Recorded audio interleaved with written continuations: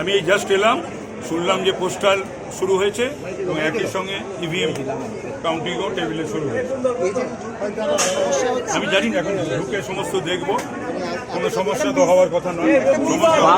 বাম কংগ্রেস জোট প্রার্থী তিনি অভিযোগ করছেন যে মিসম্যানেজমেন্ট রয়েছে, এজেন্টদেরকে ঢুকতে। নিশ্চয়ই তিনি আগে ঢুকেছেন, হয়তো দেখেছেন। আমি জাস্ট ঢুকছি, আমি কিছু দেখিনি। কোনো মিসম্যানেজমেন্ট হওয়া উচিত নয়।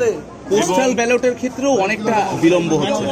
না, যেগুলো হওয়ার কথা না সেগুলো দেখতে হবে, হওয়ার কথা না। তবে মানুষ মাত্রই ভুল করে, ইচ্ছাকৃত কোনো ভুল যারা গণনায় রয়েছেন তারা যেন না করে। সেটার জন্য আমরা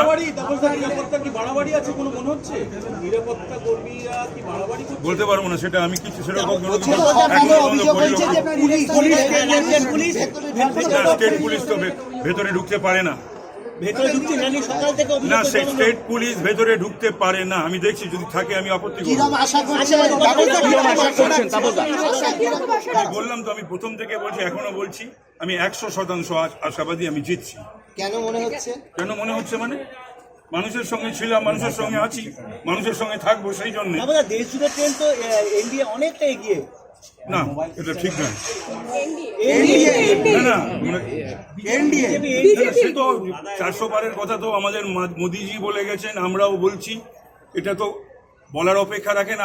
আসমুদ্র হিমাচল 400 পারের কথা বলছে, নারা দিচ্ছে, স্লোগান দিচ্ছে।